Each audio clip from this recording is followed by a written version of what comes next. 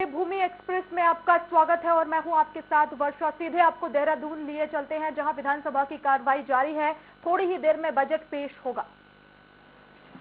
7 जून को भराईसर गैरसैंण में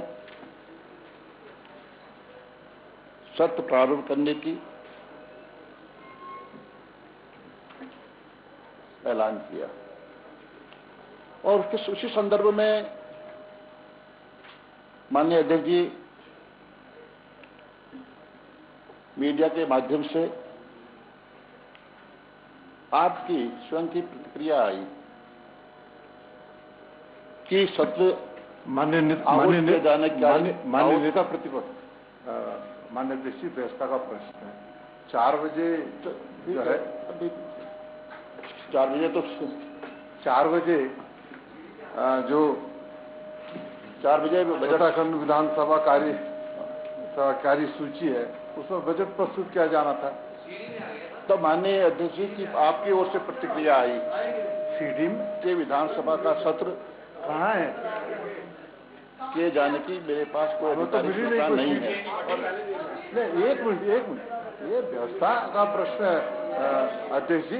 4 बजे का टाइम आपने सुनिश्चित किया है और अभी तक जो है बजट की प्रतिक्रिया आ जानी चाहिए थी। जो उत्तराखंड की कार्यसूची है, इस कार्यसूची में आपने बजट को प्रस्तुत करने का जो समय है वो 4 बजे सुनिश्चित किया था। लेकिन 4 बजे है, लेकिन अब हमने यहाँ पे बोल रहे हैं, उनको बोलने दीजिए। आ रहे हैं नहीं मान्य अध्यक्ष जी क्या है यार, ये बहुत गंभीर विषय है अध्यक्षा जी। ये गंभीर विषय है, ये बहुत गंभीर विषय है। क्या बात है?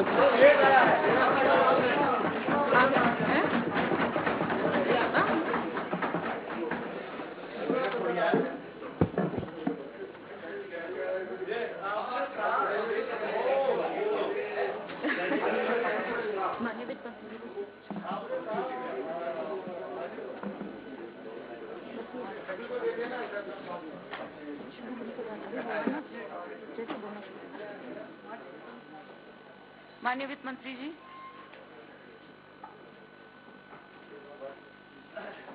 जैसे ही बोलना शुरू करेंगे माननीय वित्त मंत्री जी, कॉपीज आप लोग बांट दीजिए। हाँ, बस बात शुरू करते हैं तो हम बात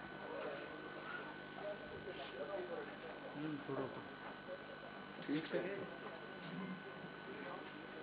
आदरणीय अध्यक्ष जी, राज्य बनने के बाद ऐसा पहली बार हुआ है कि किसी दल को लगातार दूसरे कार्यकाल के लिए अवसर मिला हो। यह जनादेश हमारी कार्य संस्कृति को मिला है। हमने राजनीति की संस्कृति और सरकार की कार्य संस्कृति दोनों बदली है। हमारा कार्यकाल सेवा, सुशासन और गरीब कल्याण को समर्पित है और समर्पित रहेगा। अध्यक्ष जी, मैं इस अवसर पर प्रदेश की देवतुल्य जनता को नमन करता हूं। उत्तराखंड राज्य के निर्माण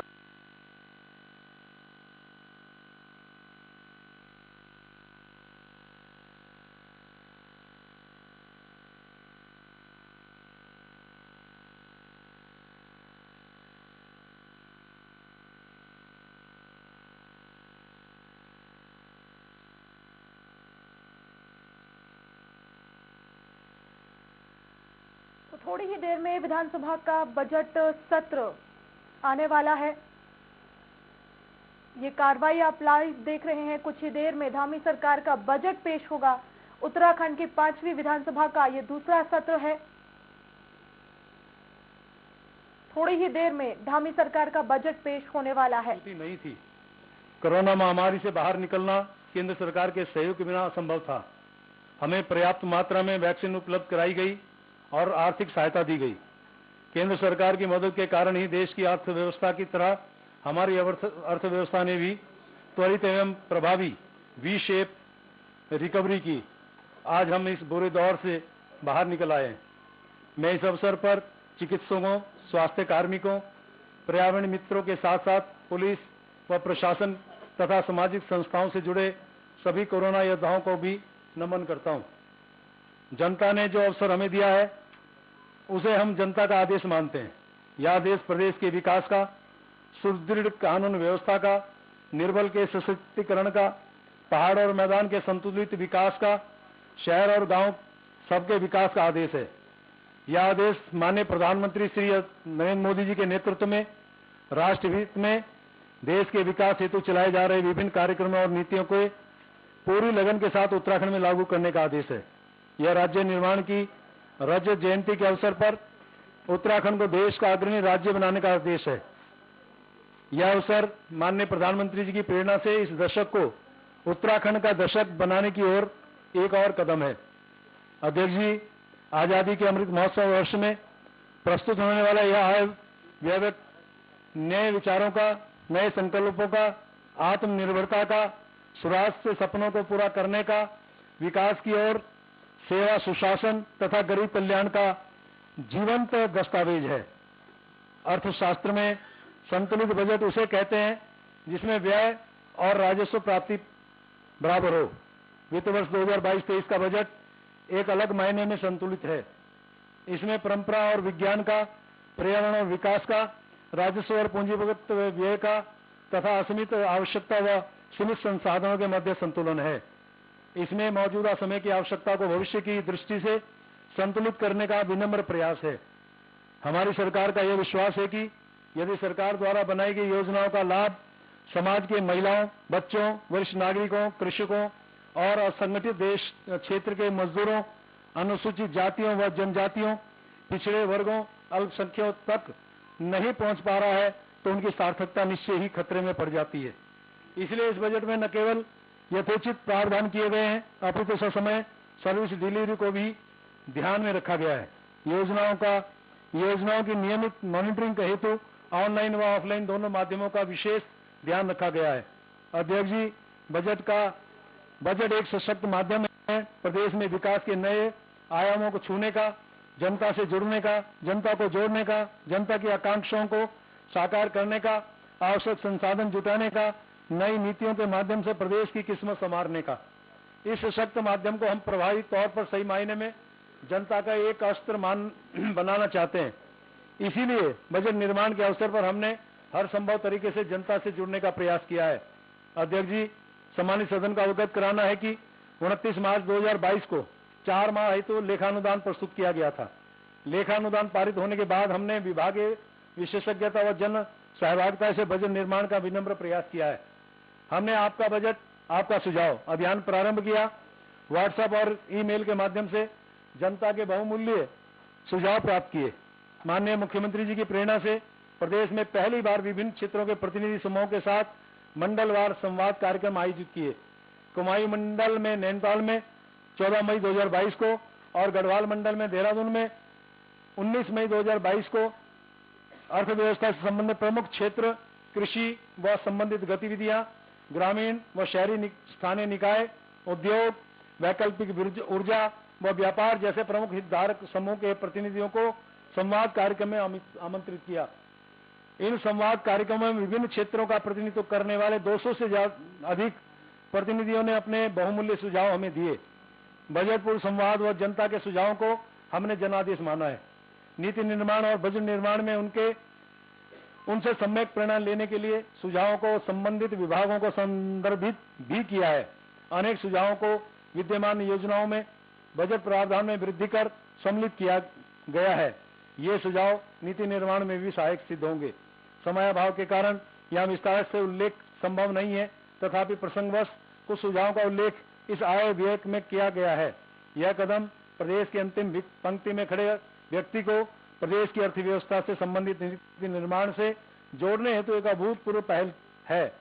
हमें पूर्ण विश्वास है कि बजट जैसे महत्वपूर्ण विषय पर में जन साधारण की सहभागिता व विचार विमर्श बजट निर्माण के जनतांत्रिक पक्ष को मजबूत प्रदान करेगी। अध्यक्ष जी, यह आय व्यय हमारी सरकार की प्राथमिकताओं का ध्वजवाहक भी है। हमारी प्राथमिकताएं निम्नवत हैं। प्रदेश में सुदृढ़ वित्तीय अनुशासन एवं राजकोषीय प्रबंधन हो, सुशासन तथा सतत विकास लक्ष्यों का प्रभावी क्रियान्वयन हो, सरकारी विभागों में बेहतर सर्विस डिलीवरी हेतु क्षमताओं में अभिवृद्धि हो, सरकारी विभागों में नव प्रवर्तन व सूचना प्रौद्योगिकी के प्रयोग का प्रोत्साहन हो, सरकारी योजनाओं में सब्सिडी सीधे लाभार्थी को स्थानांतरित हो, तथा कोई मध्यस्थ न हो। शिक्षा एवं कौशल विकास रोजगार परक हो। निर्बल वर्गों की का सशक्तिकरण करते हुए सामाजिक सुरक्षा में अभिवृद्धि हो।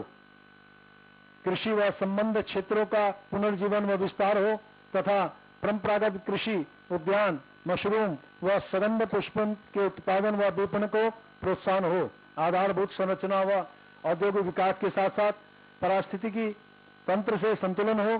सड़क, सेतु, नागरिक उड्डयन और रोपवे के माध्यम से बेहतर कनेक्टिविटी हो। पर्यटन क्षेत्र में विकास हो। प्रक्रियाओं का सरलीकरण हो, समस्याओं का समाधान हो और लंबित प्रकरणों का निस्तारण हो तथा जरूरतमंदों की सेवा हो। प्रदेश समृद्धि की ओर बढ़े और राज्य में सुशासन हो। माननीय अध्यक्ष जी, राज्य के विकास और सुनहरे भविष्य के लिए आवश्यक है पूंजीगत परियोजना और पूंजीगत परियोजना के लिए आवश्यक है पूंजी का राज्य की ओर प्रवाह हो। यदि मजबूत इच्छा शक्ति और संकल्प हो तो प्रदेश के विकास में संसाधनों की कमी आड़े नहीं आती। आवश्यकता है एक नेक और विकास परक सोच तथा स्पष्ट लक्ष्य की। हमारा लक्ष्य स्पष्ट है, प्रदेश का सर्वांगीण व समावेशी विकास। लक्ष्य पूर्ति हेतु हम स्वयं के संसाधन बढ़ाएंगे। केंद्र पोषित व बाह्य सहायतित योजनाओं को पूरी लगन से लागू करेंगे तथा पब्लिक प्राइवेट पार्टनरशिप से प्रदेश के विकास को गति देंगे। यह बताते हुए अत्यंत हर्ष होता है कि पिछले 1 वर्ष और वर्तमान वित्तीय स्थिति में जितनी बाह्य सहायतित परियोजनाएं स्वीकृति हुई हैं उतनी पहले कभी नहीं हुई। मैं ऐसी कुछ ही योजनाओं का उल्लेख यहाँ कर रहा हूँ। टिहरी क्षेत्र को ब्रांड टूरिस्ट डेस्टिनेशन के रूप में विकसित करने तथा स्थानीय समुदायों की विकास में भागीदारी सुनिश्चित करते हुए सस्टेनेबल टूरिज्म विकसित करने हेतु ₹1930 करोड़ की परियोजना लागत से holistic development of Tehri lake and it's catchment परियोजना भारत सरकार द्वारा स्वीकृत की गई है। बागवानी के समग्र विकास हेतु 526 करोड़ लागत की बाह्य सहायतित परियोजना Uttarakhand integrated horticulture development project हेतु समझौता पत्र 31 मार्च 2022 को हस्ताक्षरित किया जा चुका है। इस परियोजना का उद्देश्य उत्पादन को बढ़ावा देना, उत्पाद की गुणवत्ता सुनिश्चित करना एवं विपणन संबंधी गतिविधियां सुदृढ़ करना। इसके अंतर्गत नर्सरी, उत्कृष्टता केंद्र, पोस्ट हार्वेस्ट मैनेजमेंट, खाद्य प्रसंस्करण और विपणन संबंधी गतिविधियां सम्मिलित हैं। हमें विश्वास है यह परियोजना औद्योगिकी के क्षेत्र में मील का पत्थर साबित होंगी। विशेष रूप से ग्रामीण महिलाओं के समूह को सशक्त करने, उनके उत्पादों को बाजार से जोड़ने, परंपरागत उपज को प्रोत्साहित करने, उनकी आय में बढ़ोतरी करने के उद्देश्य के साथ आगामी 7 वर्षों के लिए आईफेड द्वारा वित्त पोषित rural enterprises upsell ration project ₹771 crore का अनुबंध पत्र हस्ताक्षरित हो गया है। यह किसानों की आय को दुगना करने के लिए माननीय प्रधानमंत्री जी की संकल्पना को साकार करने में एक सशक्त प्रयास होगा। देहरादून मसूरी क्षेत्रीय यातायात व्यवस्था को सुचारू करने, जाम से मुक्ति पाने और कार्बन फुटप्रिंट कम करने के उद्देश्य से सड़कों का चौड़ीकरण एवं इलेक्ट्रिक बसों की खरीद आदि घटकों के लिए 1750 करोड़ रुपए की परियोजना लागत से development of best in class transport infrastructure in Dehradun and Mussoorie Bharat सरकार द्वारा स्वीकृत हो गई है। इसके अतिरिक्त शहरी विकास के क्षेत्र में कुल ₹4,847 करोड़ की 2 परियोजनाओं की स्वीकृति भारत सरकार से प्राप्त हुई है।